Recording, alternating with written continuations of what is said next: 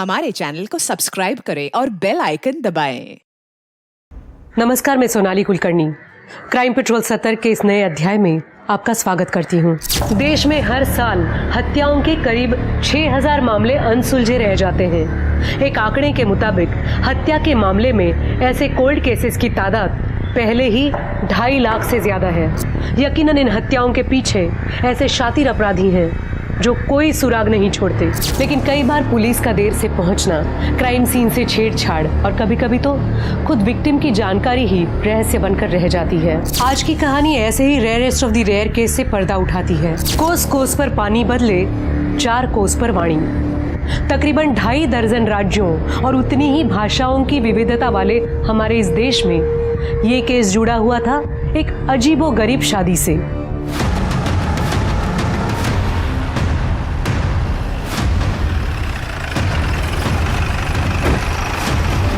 साहब, मैं सुबह लकड़ी बीनने आया था। यहाँ पे एक लाश देखा, तभी मैंने आपको कॉल किया। सर फिर से 4 चम्मच? 4 चम्मच शक्कर की चाय दिमाग की बत्ती जलाए। आगे बोलो।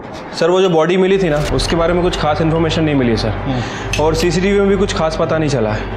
लेकिन सर पीएम रिपोर्ट से पता चला है कि उसके सर पर किसी भारी चीज़ से वार किया गया था, जिसकी वजह से उसकी मौत हुई है। बॉडी मिलने के 10 से 12 घंटे पहले उसकी मौत हो चुकी थी, और उसके कपड़ों पर जो कालिख लगी थी ना, कोयला।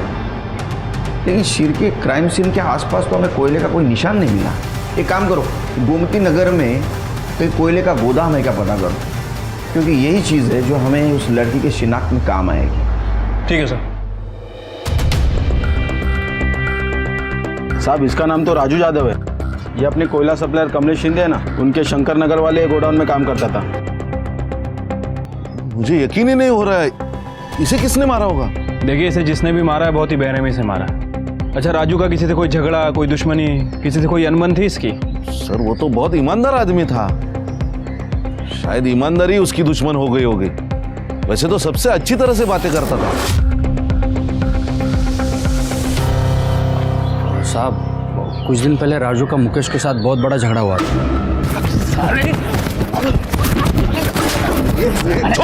छोड़, ये क्या चल रहा है? काम के वक्त क्या राणा मचा रखा है? शिंदे साहब, ये मुकेश गोदाम से कोयले चुराता है। मैं कोयले चुराता हूँ? झूठ बोलता है। एक ही फटके में खोपड़ी खोल दूंगा तेरी राजू। इसके घर की तलाशी ले लो। मैंने अपनी आंखों से देखा इसे कोयले चुराते हुए, और जब मैंने टोका साला मुझे गालियां दे रहा है। रुक जा साले, अब तू गालियों से नहीं मानेगा। अब तो तुझे तेरे ऊपर तो पहले से शक था मुझे।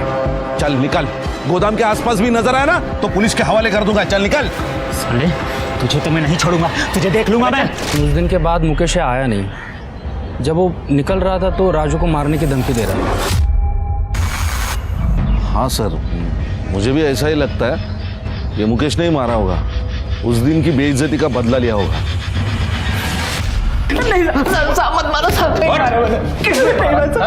किसने मारा? बोल। नहीं पता साहब। नहीं पता? उसने तुझे नौकरी से निकाला और तूने उसे दुनिया से निकाल दिया।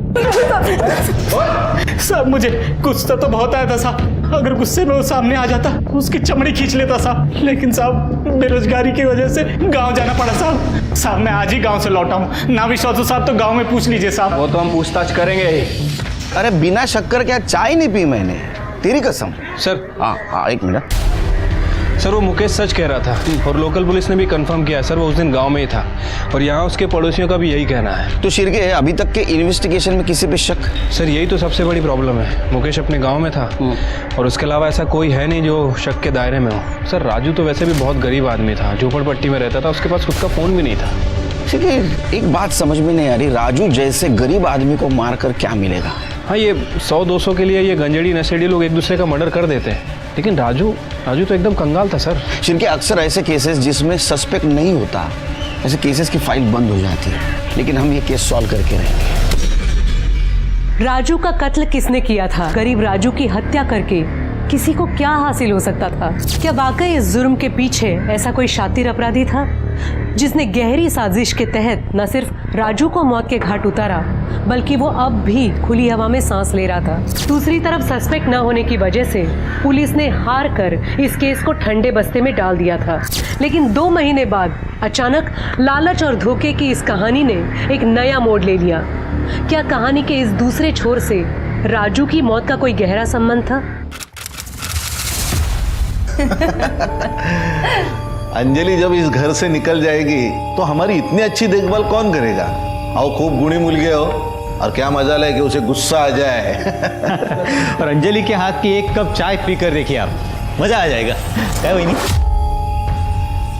हो ना भाऊजी, आणि फक्त चहा काय, सुगरण आहे हो माझी मुलगी.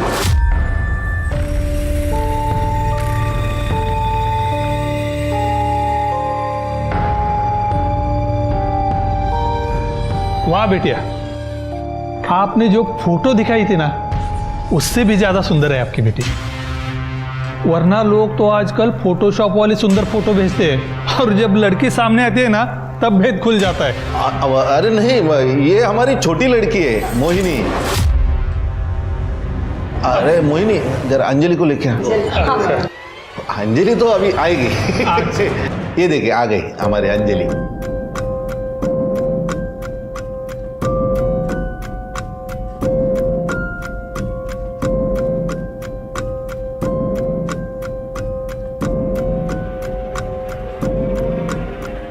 फोटो में तो लड़की इतनी नहीं दिख रही थी। आपने हमें क्या बेवकूफ समझा है जो इतनी बदसूरत लड़की को हम अपनी बहू बनाए? ये रिश्ता भी चला गया, इस लड़की की शादी होने से रही आता बस आमच्या डोक्यावर जिंदगीभर। आई, इसमें मेरी क्या गलती है? जहाँ कहती हो चुपचाप खड़ी तो हो जाती हो, अजून काय करूँ आई? गलती तो हमसे हुई है, तुझे पैदा करके। रूप रंग में आग पर नहीं गई होती ना तो अभी गोरी होती, मेरी मोहिनी की तरह। ऊपर से कोयले का धंधा शुरू किया तो ये कोहिनूर तो पैदा होना ही था ना हमारे घर पे। मोहिनी, आप गुस्से में कुछ भी बोल जाती हो। अरे हमारी अंजलि सच में कोहिनूर है, बस लोग उसकी अच्छा ही नहीं देख पाते। ओ भाऊजी, तुम्ही तो बोलूच नका। ये लड़की ना हमारा दम लेके इसे चैन मिलेगा।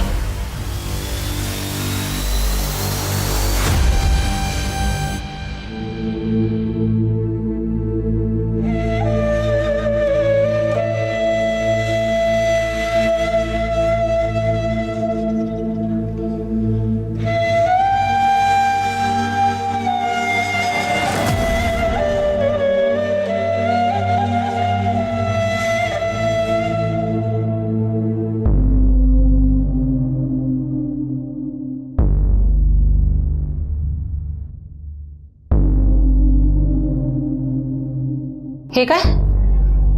तूने फिर से जेंट्स के कपड़े निकालकर ये लेडीज वाले कपड़े पहन लिए? तुझे मना किया था ना, तुझे ये नहीं पहनना है। गाय, दिन भर लड़कों के कपड़े पहन के घूमना पड़ता है, कम से कम घर पे तो मुझे चैन से जीने दिया करो, या तो मैं भुलाकर ही चैन आएगा कि मैं एक लड़की हूँ। अगर तुझे पैसे कमाने हैं तो तुझे भूलना होगा कि तू एक लड़की है।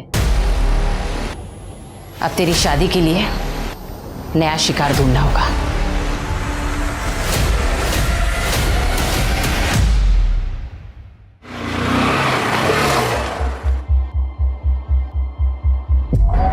अंजलि, बाइक पे घूमने चलेगी मेरे साथ? अब मना मत करना यार, सब मना करेगी तो दिल टूट जाएगा मेरा। तुम फिर आ गए? सच में बहुत बेशरम हो तुम। तुम्हें कितनी बार कहा है कि मुझे तुम्हारे साथ कहीं नहीं जाना, तुम्हें बात समझ में नहीं आती? अरे चल ना, अब इतनी सुंदर सुंदर लड़कियां अभी इतने नखरे नहीं करती, तुझे किस बात का घमंड है? और वैसे भी यार, तेरी शादी तो होने से रही, क्योंकि तुझे जितने लड़के देखने आते हैं वो तुझे रिजेक्ट करके चले जा रहे हैं। शक्ल देख अपनी और कदर कर मेरी, जो तेरे लिए पल के बिछाए बैठा हूं यहाँ। जितने मजे करने हैं ना कर ले मेरे साथ। अब चल जल्दी बैठ और कहीं निकल। आ गए मजे? क्या और मजे चाहिए? आइंदा मेरे आसपास भी भटके ना तो ऐसी सजा दूंगी कि जिंदगी भर याद रखोगे। छोड़ूंगा नहीं तुम्हें मैं। इस बात का अगर बदला नहीं लिया ना मैंने तो मेरा नाम भी अक्षय नहीं।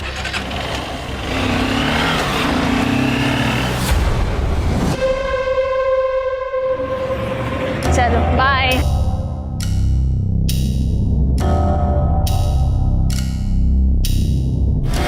मोहिनी, ताई?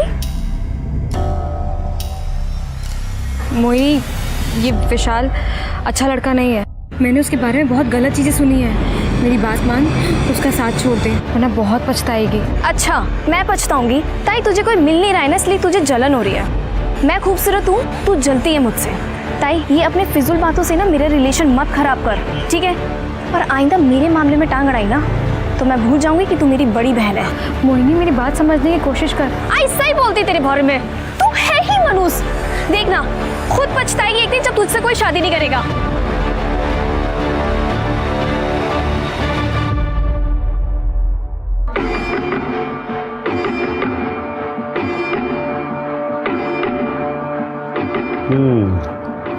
ये सब ठीक है, लेकिन इनमें से पैसे वाली अमीर पार्टी कौन सी है?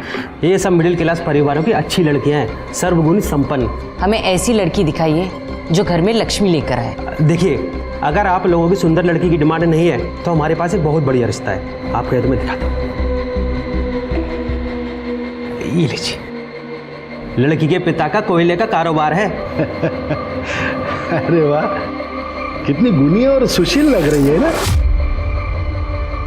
आपकी बेटी हमें बहुत पसंद है। नहीं, विश्वास ही नहीं होता कि हमारी अंजलि आपको इतनी पसंद आ गई। इतने लोगों ने रिजेक्ट जो किया है उसको विश्वास कैसे बैठेगा? वैसे ये फैसला लेना हमारे लिए भी बहुत मुश्किल था। खूब ऐकलं होतं, अंजलि के कई रिश्ते टूटे हैं, लेकिन हम तैयार हैं। आप लोगों ने भी तो तैयारियां की होगी ना। बेटी को खाली हाथ विदा थोड़ी करेंगे। हाँ, बताइए क्या चाहिए, हम यही तय कर लेते हैं। अरे इसमें तय क्या करना है, अब इतना बड़ा बिजनेस है आपका, लड़की की शादी है, लाखों रुपए तो जमा किए होंगे आपने।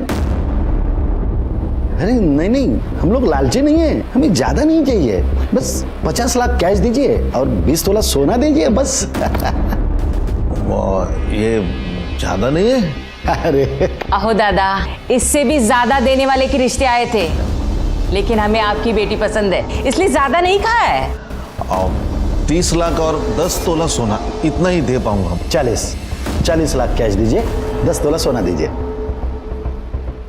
अब सोचना क्या है इसमें, रिश्ता पक्का। लीजिए, मुंह मीठा कीजिए। मैं क्या बोल रहा हूँ, अब फटाक से शादी करवा लेते। पटमंगनी चट दिया, ये लो पेड़ा। लीजिए। तो अनुशनेमि बृहस्पतयो दधातु पृथ्वीरापः शान्तियो गदया शान्ति।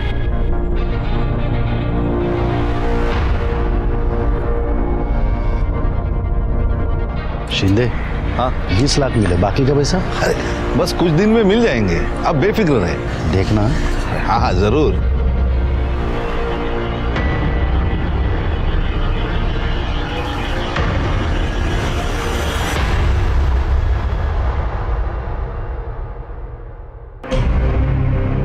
पता है ना क्या करना है, उसको पता चल गया ना गड़बड़ हो जाएगी।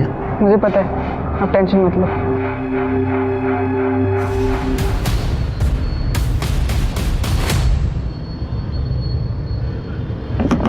अरे भाभी जी लाइए, मैं पकड़ता हूँ। लाइए, क्या कर रहे हैं? रहने दीजिए, मैं कर लूंगी। अरे आप क्या क्या करोगे भाभी जी, हमें भी तो सेवा का मौका दीजिए। लाइए, मैं पकड़ता हूँ। आइए। भाभी जी, आपको पहले कभी देखा नहीं या नए हो क्या? हो, कल्पना आई सोन, अभी शादी हुई है। अच्छा, सूरज भाऊ। भाभी जी, एक बात बोलूं, आप ना बिल्कुल मेरे बीबी जैसे दिखती हो। हाँ, वो वहाँ गांव में है और मैं यहाँ डंडा लेके खड़ा हूँ, चौकीदार का काम करता हूँ ना, इसीलिए आपको देख के ना उसी की याद आई। खरंच सांगतोय। ये दे दीजिए। Thank you.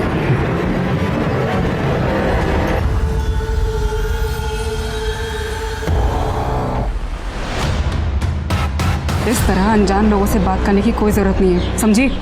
चल अंदर।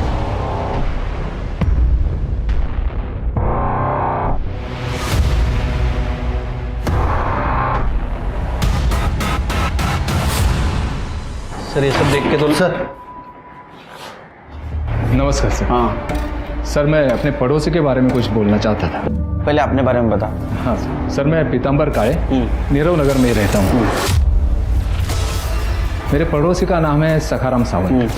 माझ्याकडे वेळ नाही है, लवकर काय ते सांगा। सर, ये सखाराम सावंत की बेटी है सोनम, 1 साल भर से गायब है। बड़ी अच्छी लड़की थी।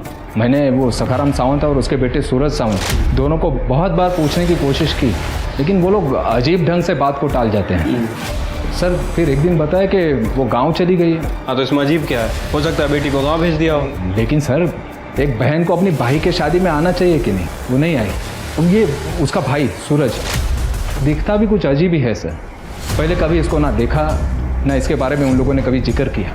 फिर अचानक 3 साल पहले घर आ गया और 1 साल भर पहले सोनम गायब हो गई। ठीक है, चेक करा सर।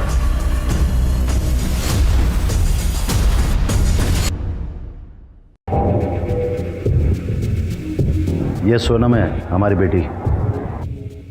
एक लड़के के साथ में भाग गई थी, 1 साल से पता नहीं चला उसका। लोगों को पता चल जाता तो हमारी बदनामी होती, इसलिए सोनम के भागने की बात हमने किसी से नहीं कही। और हाँ, अब हमारा उससे कुछ संबंध नहीं है, समझ लीजिए मर गई वो। सर, मेरी अंजलि से शादी होने के बाद बड़ी मुश्किल से घर में खुशियाँ वापस आई हैं। आप प्लीज़ सोनम के बारे में बात करके हमें और परेशान मत करिए। अच्छा, आप लोगों की सोनम से आखिरी बार मुलाकात कब हुई थी? मुलाकात तो छोड़िए साहब, 1 साल से हमारी उससे बात भी नहीं हुई।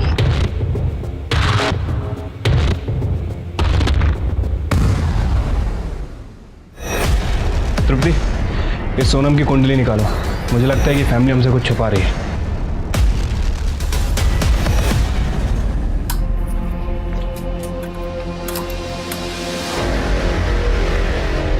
आंखें बंद करो और लेट जाओ।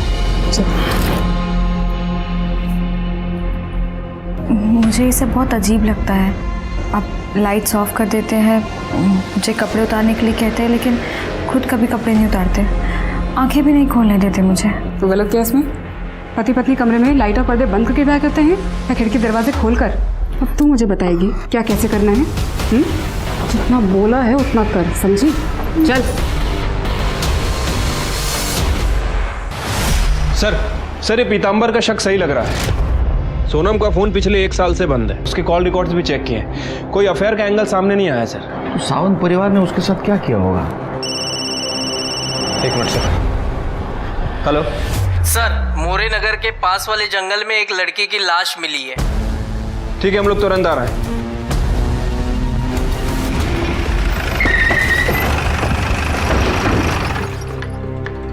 आपकी बहू कहाँ है? वो सुबह बाजार गई है। आपने आखिरी बार कब देखा था उसको? आज सुबह जब वो बाजार गई। लेकिन क्या बात क्या है सर? मोरे नगर के जंगल में हमें एक लाश मिली है, वो आपकी बहू की है। क्या कह रहे सर? अरे ये कैसे हो गया? किसने मारा होगा मेरी बहू अंजलि को? उसकी किसी से क्या दुश्मनी हो सकती है? सर, किसने मारा मेरी बीवी को बताइए, मैं छोड़ूंगा नहीं उसे। बेटा, बाबा, अंजलि। शांत हो जाओ। आप कहाँ थे उस वक्त? दुकान पर अपनी। कीर्ति नगर से यहाँ तक जितने भी सीसीटीवी है, सारा फुटेज कलेक्ट करो। शिरके, तुम्हें अजीब नहीं लगता? जिस घर की बेटी 1 साल से गायब है, उसी घर की बहू की हत्या हो जाती है, वो भी इस तरह। सर, अजीब बात तो है। वैसे इस केस में एक और कॉमन लिंक है, कमलेश शिंदे। सर, ये अंजलि उसी कमलेश शिंदे की बेटी है जिसके गोडाउन में ये राजू काम करता था, और राजू की हत्या भी 2 महीने पहले ही हुई है। इन दोनों केसेस का आपस में जरूर कुछ ना कुछ संबंध है, लेकिन क्या? अगर संबंध नहीं है, ये योगायोग की बात है, तो इस केस की जड़ तक हमें जाना होगा। हाँ सर। सर ये देखिए सर, 16 फरवरी की सुबह 11 बजे अंजलि कीर्ति मार्केट की सीसीटीवी में कैप्चर हुई है। फिर ये मार्केट में तो दिख रही है, लेकिन इसके बाद में घर गई या नहीं, पता करो। मतलब प्रत्येक माहिती पाहिजे। हो सर। सर, कमीनों ने 40 लाख रुपए मांगे थे दहेज में, 20 लाख रुपए देने बाकी थे, इसीलिए उन कमीनों ने मेरे बेटी को मारा होगा। चलो चलो चलो। अरे शिंदे, बैठे बैठे चाय पी रहा है, अब इसको भी यहाँ पे बिठा और उसको चाय पिलाते बैठ। सखाराम जी, क्या हुआ? बाकी के 20 लाख कब भेजेंगे? अगर नहीं भेज सकते ना तो इसको भी वापस नहीं भेजने का, समझे? मेहरबानी करा। सखाराम जी, बात मानिए ना, 4-5 दिन में करता हूँ कुछ तो। जरा आएगा। 4 दिन के अंदर पैसा मिलना चाहिए, नहीं तो तुम्हारा हमारा संबंध खत्म। और एक बात, अगर पैसा नहीं मिला ना तो पूरा गुस्सा इस पे निकलेगा। माझ्याकडून खूप मोठी चूक झाली साहेब, कि उन लालची लोगों के साथ मैंने अपने बेटे को वापस भेज दिया। उन्हें पकड़ लीजिए सर और सीधे जेल में डाल दीजिए। नहीं, हम इन्वेस्टिगेट करेंगे, आप जाओ। सर बाहेर पितांबर आया है, उसको भेजू. सर, मी सांगितलं होतं ना तुम्हाला. सर, ये सावंत फैमिली बहुत अजीब फैमिली है. अभी कुछ दिन पहले इन्होंने अपनी बहू अंजलि को घर के बाहर निकाल दिया. सूरज, सूरज मुझे घर से मत निकालो. मैं कहाँ जाऊंगी? बाबा, मेरे बाबा पैसे दे देंगे.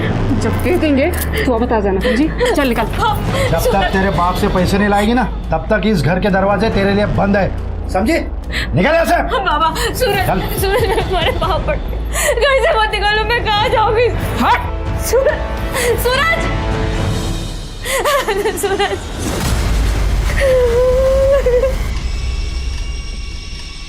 ओहो भाभी जी, ये दुनिया ना बड़ी जालिम है, लेकिन आप चिंता मत कीजिए, मैं हूं ना, आपको कोई भी तकलीफ होने नहीं दूंगा. आप ना मेरे साथ चलिए, आइए ना. अरे आइए. हाथ मत लगाना मुझे. अरे भाभी, दूर हटो.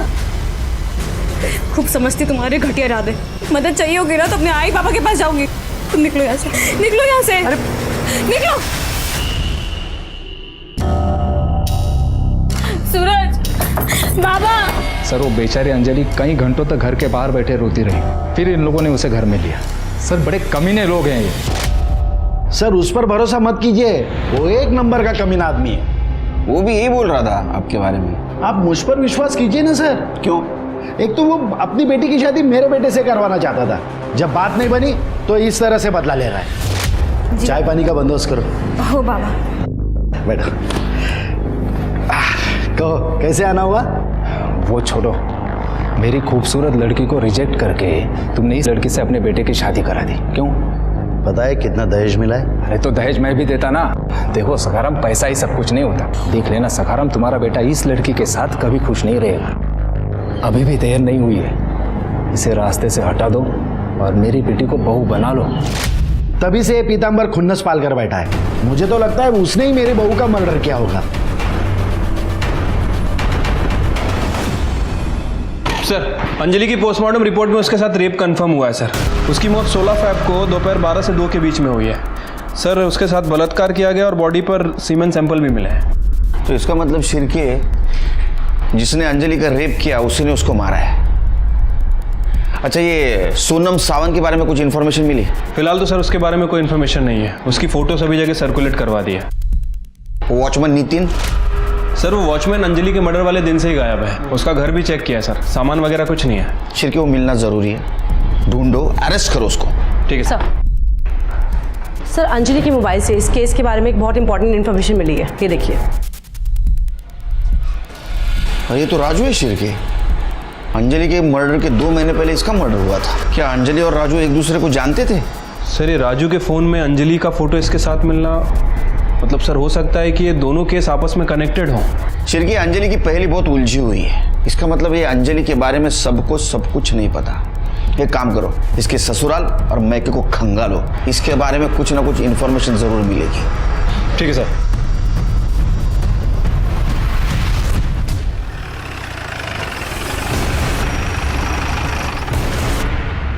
पूरे घर का कोना कोना छान मारो. अच्छे से तलाशी लो. सर. बड़े अंदर जाओ. अरे साहब, ये क्या चल रहा है? 16 फ़रवरी को 12 से 2 के बीच कहाँ थे आप लोग? कहाँ थे मतलब? घर पे ही थे. सूरज कहाँ था? हमारी किराने की दुकान है, मैं वहीं पर था. देखो, अगर कुछ छुपा रहे हो ना तो उगल दो, वरना अपने तरीके से पूछो. सर, ये अंजलि की डायरी. और सर, ये कुछ और मिला है. क्या ये मैंने ही खरीदा था. क्यों, कोई अपराध है क्या? चलो. सर, अंजलि के हस्बैंड सूरज के कॉल रिकॉर्ड चेक किए थे सर. सर, एक इंपॉर्टेंट बात पता चली है. सर, ये सूरज किसी निशा नाम की औरत के कांटेक्ट में था. निशा बार बार उसे कॉल करती थी और जब हमने निशा के एड्रेस पे जाके पूछताछ की तो सर पता चला है कि निशा सूरज की पहली बीवी थी. 5 साल पहले ये सावंत फैमिली आदर्श नगर में रहती थी. और सर, ये सावंत फैमिली के घर से अंजलि की डायरी मिली है. बहुत कुछ लिखा है इसने उसमें. राजू, देखो, मैं तुम्हारी पसंद की मिठाई लेकर आई हूँ. मेरी पसंदीदा मिठाई तो तुम हो. बैठो. राजू, पता है कल मुझे लड़के वाले देखने आए थे और हमेशा की तरह रिजेक्ट करके चले गए। तो अच्छा हुआ ना, वो तुम्हें पसंद कर लेते तो मैं जी नहीं पाता। अंजलि, मैं तुम्हें खो कर ना जी नहीं पाऊंगा, तुम सिर्फ मेरी हो। अंजलि!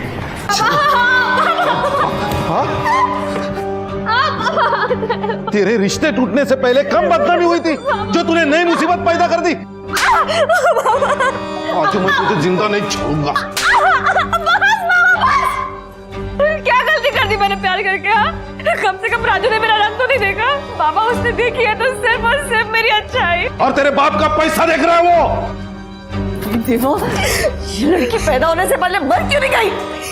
खबरदार, याच्या पुणे ना राजूला भेटली ना तो मुझसे बुरा कोई नहीं होगा, समझे? तो चल जा यहाँ से, जाओ। शिरके, सावंत फैमिली बहुत गड़बड़ लग रही है। हर वक्त कुछ ना कुछ नया राज सामने आ रहा है। शिरके, ये डायरी सिर्फ डायरी नहीं है, इस केस में जितने भी विलन शामिल है उन सब की कुंडली है। शिरके, राजू के फाइल के ऊपर जो धूल जमी थी वो झाड़ने का टाइम आया है। असल में अंजलि राजू से प्यार करती थी, लेकिन उसकी शादी जबरदस्ती से सूरज के साथ की गई थी। अरे कमलेश, राजू से नफरत करता था और शायद इसीलिए उसने उसको मारा या किसी से मरवाया। हो सकता है सर। वैसे अंजलि ने डायरी में वही बातें लिखी हैं जो वो किसी से शेयर नहीं कर पाती थी, जैसे कि उसके ससुराल वाले से टॉर्चर करते थे और वो आशिक अक्षय, उसने भी उसे काफ़ी परेशान किया है। इस केस से जितने भी लोग जुड़े सबकी इंक्वायरी करो। किसी भी हालत में राजू और अंजलि को न्याय मिलना जरूरी है। और वो कमलेश, उसकी दोबारा पूछताछ करो। आपने बात हमें पहले क्यों नहीं बताई कि अंजलि राजू को चाहती थी? सर, अगर मैं ये बात बताता तो बेकार में आप मुझ पर शक करते हैं। शक कभी भी आपके ही ऊपर है। आपने अपने गोडाउन के वर्कर को मना किया था कि अंजलि और राजू की बात सामने नहीं आनी चाहिए। इनफैक्ट राजू की मौत से आपका रास्ता साफ हो गया है। उसकी मौत से सिर्फ और सिर्फ आपको फायदा हुआ और किसी को नहीं। नहीं सर, ऐसी बात नहीं है सर। देखिए, कमलेश दादा ने कुछ नहीं किया है और इन पर राजू की हत्या का आरोप लगाने से अच्छा है ना कि आप अंजलि के कातिल को ढूंढिए प्लीज। आपको क्या लगता है हम क्या कर रहे हैं? वही कर रहे हैं हम।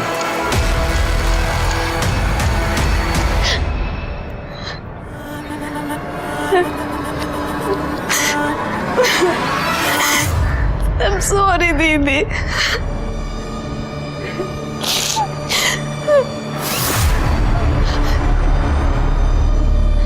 मैम, थोड़े टाइम पहले दीदी ने मुझे एक बात बताई थी, शायद मुझे आपको बहुत पहले बता देनी चाहिए थी। उन्होंने बताया था कि जीजू उनके संग बहुत अजीब बर्ताव करते हैं। जैसे संबंध बनाते वक्त उन्होंने आज तक उनके सामने कपड़े नहीं उतारे और उन्हें कहते थे कि अपनी आंख बंद रखो। बड़ी अजीब बात है, पति पत्नी के बीच में इतना पर्दा कहाँ होता है? कुछ और बताया उसने तुम्हें? नहीं मैम, पर दीदी को बहुत अजीब फीलिंग आती थी सूरज जीजू से। उन्हें ऐसा लगता रहता था कि जैसे जीजू से कोई बहुत बड़ी बात छुपा रहे हैं। ये सूरज कहीं लड़की तो नहीं है सर, क्योंकि उसके हाव भाव देख के मुझे कुछ ठीक नहीं लगा। तुम्हें भी शक हुआ ना शिरके? मुझे भी पहली बार जब देखा उसको शक हुआ। वो है लड़की लेकिन दुनिया के सामने लड़का बन के घूम रहा है। सर, हमें उसका मेडिकल टेस्ट कराना चाहिए। नहीं शिरके, कानून ये करने की इजाजत नहीं देगा, क्योंकि हमारे पास कोई पक्का सबूत नहीं है। एक काम करो शिरके, ये सखाराम और अक्षय, इनका डीएनए टेस्ट करवाओ और किसी को भी शक के दायरे से बाहर मत जाने दो। ठीक है सर। हाँ, अंजलि से पहले सूरज की शादी मुझसे हुई थी, लेकिन हमारा तलाक हो गया। डिवोर्स के बाद भी सूरज के कांटेक्ट में क्यों हो? तो इसमें गलत क्या है? हम अच्छे दोस्त हैं और सूरज अपनी बीवी के साथ खुश था, तो मुझे इससे क्यों प्रॉब्लम होगी? वो हीरो बनता है तू? हाँ, हीरो बन के घूमता है तू? हाँ? तेरे बारे में सारी इंफॉर्मेशन निकाली हमने। हवस का पुजारी है ना तू? सर, मैं सच कह रहा हूँ, मैंने कुछ नहीं किया है। अंजलि की शादी के बाद से तो मैं कभी उससे मिला भी नहीं। शादी के पहले तो परेशान करता था उसको। नीरव नगर में तेरा मोबाइल लोकेशन क्या करता है रे? उसके ससुराल के आसपास क्यों मंडराता है तू? नीरव नगर में मेरा दोस्त रहता है, इसलिए कभी कभार जाते रहता हूँ मैं उसके पास। अंजलि के साथ जो कुछ भी हुआ वो वाकई में बहुत बुरा था, पर मैं सच कह रहा हूँ सर, उसमें मेरा कोई हाथ नहीं है। तेरा हाथ है क्या तेरा पैर है, वो हम ढूंढ के निकालेंगे, समझा ना? कड़े तुम जायला दोन चार लावा चांगले। सर मैं सच कह रहा हूँ मैं। सर सखाराम और कल्पना 16 फेब को अपने घर पर ही थे और सूरज के मोबाइल लोकेशन से पता चला है कि वो दुकान पर था। शिरके, ऐसा शातिर बिना मोबाइल के भी क्राइम सीन पे जा सकता है। ये सावंत फैमिली के ऊपर भरोसा मत करो, झूठ बोलते हो लोग। जांच जारी रखना। ठीक है सर, लेकिन सर हमें और सबूत जुटाने पड़ेंगे क्योंकि राजू के केस में कमलेश के मोबाइल लोकेशन से कुछ खास इन्फॉर्मेशन नहीं मिली। राजू के मर्डर में तो कमलेश के ऊपर शक है, लेकिन ये अंजलि, इसका मर्डर किसने और क्यों किया होगा? सर खबरी का फोन था, उसने बताया वॉचमैन नितिन धारावाही में छुपा बैठा है। लेके उसको। किधर गया था? किधर गया था तू? सीधा खड़ा रह इधर। 16 तारीख से कहाँ गया था रे तू? सब काम से बाहर गया था सब। घर का पूरा सामान लेके गया था बाहर, हाँ? वो भी अंजलि के मर्डर के दिन। सच बोल, तेरे तो चलने फिरने के, बात करने के, देखने के लायक नहीं छोड़ूंगा तेरे को। छिड़के जागो जला। क्या है ये? मार्केट में अंजलि घूम रही है और उसके पीछे कौन है? तू है। क्या कर रहा था उसके पीछे? सब वो मैं खरीदारी के लिए गया था सब उधर। खरीदारी करने के लिए गया था? हाँ? तो पैर को क्या हुआ है? सब वो बाथरूम में पैर फिसल गया सब। बाथरूम में पैर फिसल गया? क्या जिंदगी से पैर फिसल गया जरा? हाँ, इसका डीएनए कराओ सर, और जल्द से जल्द रिपोर्ट चाहिए मुझे। जब सकाराम आणि अक्षय रिपोर्ट से क्या झालं? सर वो आई रही है। हाँ सर सूरज की पहले भी निशा, उसकी सोसाइटी के सीसीटीवी फुटेज में सूरज को रिसेंटली देखा गया है। देखो मामला क्या है सर डीएनए रिपोर्ट आ गई है सर। मैच हो गई किसी की? सर अक्षय और सकाराम की तो नहीं हुई। नितिन? सर नितिन का डीएनए मैच हुआ है। अंजलि की बॉडी पे जो सीमेंट मिला था वो नितिन का ही है। इसका मतलब रेप और मर्डर नितिन ने किया है। पाउंचर घेऊ तिथं, चला दे।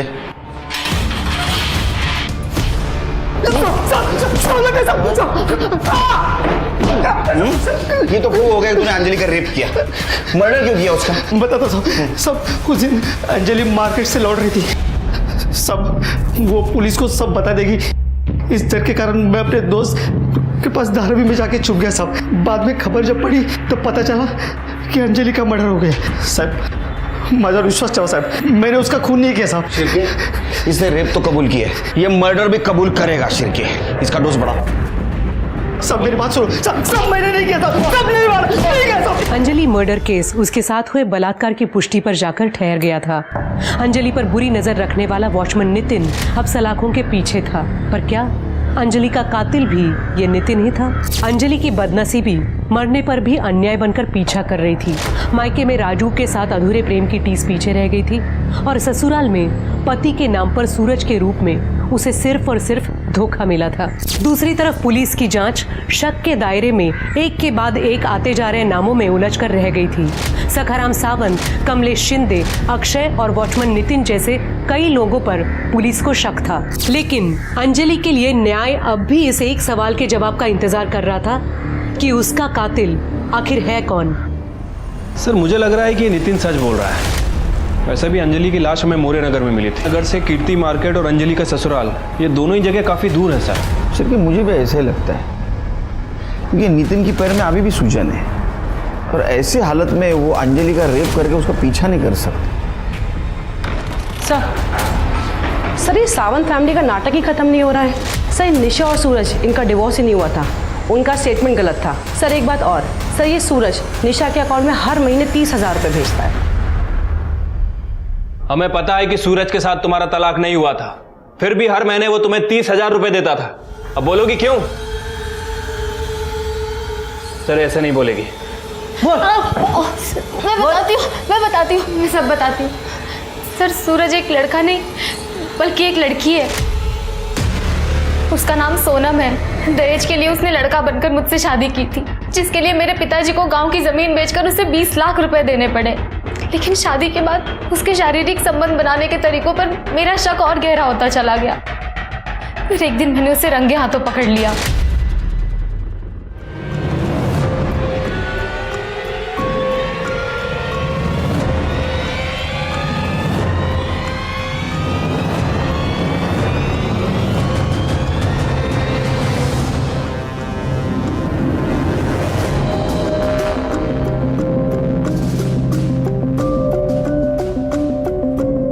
यही ढूंढ रही है ना?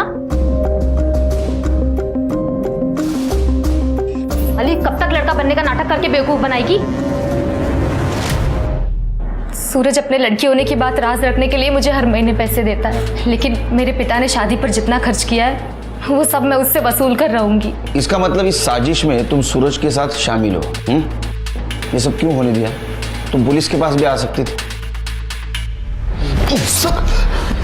सर, क्यों मारा पता चला? नहीं तुम्हें? तुमको तो पता चला होगा। तुम्हारे बाल तो बड़े, अरे ये तो लड़की है। हाँ, अब पता चला क्यों मारा? अब ये बताओ कि ये सोनम को सूरज क्यों बनाया था? लोगों की क्यों फंसा रहे थे?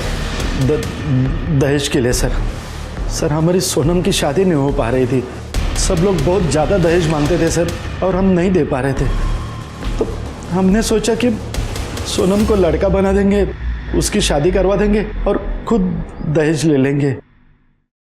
वैसे ही किया सर हमने, लेकिन वो अंजलि को हमने नहीं मारा सर। अंजलि को तुमने मारा है क्योंकि उसको पता चल गया था ये सूरज नहीं सोनम है, और तुम्हें डर था वो सबको बता देगी, इसलिए तुमने अंजलि को मारा। सर हमने अंजलि को नहीं मारा सर, बल्कि मैं तो खुद ही परेशान हो गई थी लड़का बनने का नाटक करते करते। सर एक मिनट। हेलो, क्या दगड़ू का घर ये? जी हाँ, मेरा ही बेटा है। कहिए क्या बात है? दरअसल उसका मर्डर हो गया है। हाँ? और हमें घर की तलाशी लेनी है। पूरे घर की अच्छे से तलाशी लो। सर।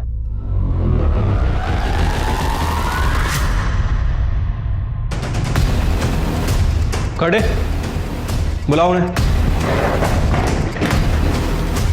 ये आपके घर में तो ऐशो आराम के सब सामान है। ये दगड़ू को पगार कितनी मिलती थी?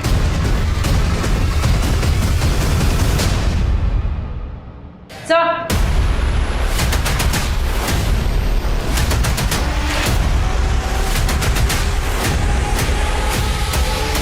Yes sir. Jain sir, sir हमने दगड़ू के घर की तलाशी ली। सर ये दगड़ू मामूली सी पगार पे शिंदे के गोडाउन में काम करता है, लेकिन सर उसके घर में ऐशो आराम की हर चीज़ है। TV, fridge, washing machine, AC, सब कुछ। और सर कमाल की बात यह है कि ये सारी चीज़ें उसे किसी और के क्रेडिट कार्ड से खरीद के दी गई हैं। इतनी महंगी चीजें उसे कोई क्यों देगा, और अगर देगा तो बिना वजह नहीं देगा। और सर कमाल की बात तो यह है कि 16 तारीख को दोपहर 3 बजे उस क्रेडिट कार्ड से एक शर्ट भी खरीदी गई थी, और जहां अंजलि की डेड बॉडी मिली वो शर्ट की दुकान वहां पास में ही है। इसका मतलब शिरके हम जल्द ही कातिल तक पहुंचने वाले हैं। अंजलि का कातिल और मैं? ये क्या बकवास कर रहे हो आप? शायद आपको मालूम नहीं, अंजलि मेरी भतीजी है।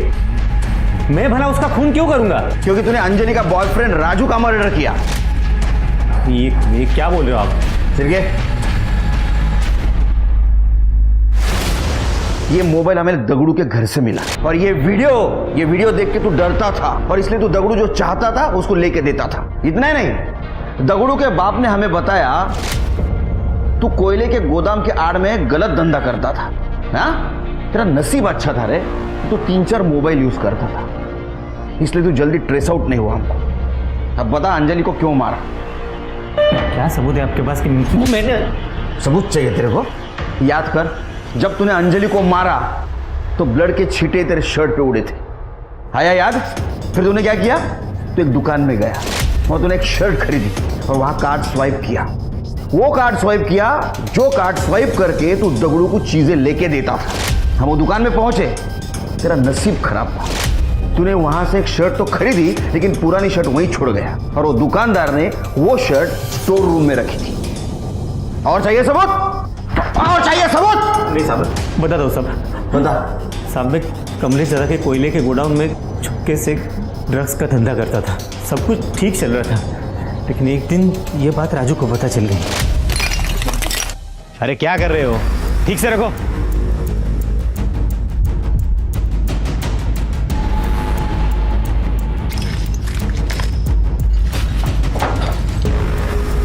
ठीक राजू, अपने काम से काम रख, समझा? जा काम कर। कितने घटिया इंसान हो यार तुम। जिस थाली में खाते उसी में छेद करते, तुम्हें शर्म नहीं आई? देख, फालतू की बात मत कर। अगर तू चाहता है ना तो तुझे भी इसमें हिस्सा देने को मैं तैयार। बाय। मैं भीख मांग के ना अपना गुजारा कर लूँगा, लेकिन तेरी ये पाप की कमाई मुझे नहीं चाहिए। और तो और मैं सब कुछ शिंदे साहब को बता के रहूँगा, उन्हें पता तो चले उनके पीठ के पीछे उनका ही भाई गोदाम में क्या काला कारोबार कर रहा है। राजू मेरी बात मानता तो मरने से बच जाता था। अंजलि को क्यों मारा? सब एक दिन अंजलि अचानक मायके आई थी और मुझे ये बात मालूम ही नहीं थी वो घर पे है। देख दगड़ू, अगर मुझे ब्लैकमेल करने की कोशिश की ना तो तू बहुत पछताएगा। ड्रग्स सप्लाई के मामले में तुझे जो तेरा हिस्सा मिल रहा है ना, तू उसी में खुश रहे, समझा? और हाँ, राजू की हत्या का मामला अगर सामने आया तो तुझे क्या लगता है तू बच जाएगा? मेरे साथ तू भी फंसेगा। चल रखता हूं।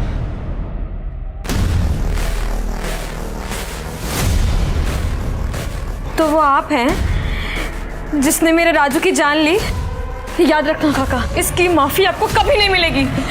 अंजलि वैसा कुछ नहीं है साहब। मैंने अंजलि को समझाने की बहुत कोशिश की, लेकिन वो सुनने को तैयार ही नहीं थी। हालांकि उसके पास मेरे खिलाफ कोई सबूत नहीं था। उसको समझाने के लिए दूसरे दिन मैं उसके ससुराल जा रहा था, तभी वो मुझे रास्ते में ही मिल गई।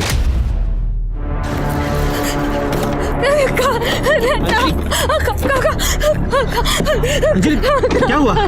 काका बताओ मुझे, किसने किया ये सब? काका एक आदमी ने मेरी जिंदगी बर्बाद कर। तुम गाड़ी में बैठो, मैं सब कुछ ठीक कर लूंगा। नहीं, आप मुझे जीना ही नहीं है काका। अंजलि तुम गाड़ी में बैठो, चलो।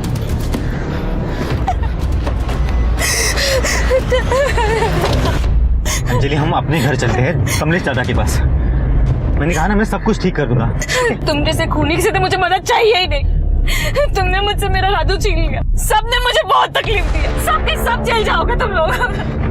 चुप, वरना तेरी आवाज भी हमेशा के लिए बंद कर दूंगा, समझी? इसे राजू का क्या? हाँ, वैसे मुझे भी मार दोगे ना? मैं तुम्हें नहीं छोड़ूंगी। अंजलि! तुमने मुझसे मेरा राजू छीन लिया। अंजलि! और फिर दगड़ू भी ये वीडियो दिखाकर मुझे ब्लैकमेल कर रहा था, तो मैंने उसे भी मार दिया। तूने लोगों को नई सीख दी है। बाहर वालों से पहले अपने लोगों से सतर्क रहना चाहिए। लालच कई बार ऐसी हवस का रूप लेता है कि इंसान अच्छे बुरे का फर्क नहीं कर पाता है। वो एक गुनाह छिपाने के लिए सिलसिलेवार अपराध करने पर मजबूर हो जाता है। करीब 3 महीने से अनसुलझा पड़ा ये कोल्ड केस और फिर दगड़ू की हत्या को अंजाम देने में दोषी प्रशांत शिंदे को कड़ी सजा सुनाई गई। वहीं सावंत परिवार को भी उनकी बेटी सोनम को लड़का बनाकर उसकी शादी करने के एवज में धोखाधड़ी के मामले में जेल की हवा खानी पड़ी। लेकिन अंजलि के साथ जो हुआ उसमें उसका परिवार भी बराबर दोषी है। हमारे समाज में आज भी लड़की को बोझ मानने वालों, उसके रंग रूप के आधार पर भेदभाव करने वालों की कमी नहीं है। ऐसे में एक परिवार की अपने हर सदस्य के प्रति जिम्मेदारी और भी बढ़ जाती है। पराये लोगों से असुरक्षा स्वाभाविक है, लेकिन ख्याल रखें कि हमारे आसपास पारिवारिक सुरक्षा का एहसास देने वाला कोई शख्स ही कहीं संदिग्ध तो नहीं। अब मैं सोनाली कुलकर्णी आपसे विदा लेती हूँ। फिर मिलेंगे क्राइम पेट्रोल सतर्क के जस्टिस रीलोडेड में एक नए केस के साथ। तब तक अपना और अपने परिवार का ख्याल रखें, मास्क पहने, सैनिटाइजर का इस्तेमाल करें और सोशल डिस्टेंसिंग ध्यान में रखें। देखते रहिए क्राइम पेट्रोल सतर्क। जय हिंद। For more updates subscribe to our channel, click the show links and enjoy watching the videos.